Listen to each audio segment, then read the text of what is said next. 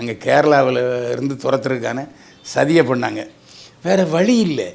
எல்லா நடிகர்களும் நமக்கு எதிராக இருக்கிறாங்கங்கிறத புரிஞ்சுக்கிட்ட செயலாக அட்வான்ஸ் வாங்கின 21 படத்துக்கு எப்பா இந்தாங்க பிடிங்கப்பா அட்வான்ஸு நான் நடித்தது போகணும்னு சொல்லிட்டாங்க. இருந்தால் கொண்டு வாங்கி போல் இருக்குது. கேரளாவில் நம்ம மாதிரி கிடையாது. பெரிய பெரிய நடிகளே கடத்திடுவாங்க. கடத்தி கொண்டு போய் செக்ஸ் படம் எடுத்துருவாங்க. அது 2-3 கேஸ் வேறு இருக்குது. நல்ல வேளை தமிழ்நாட்டில் அந்த மாதிரிலாம் அசிங்கமான விஷயங்கள் நடக்கலை.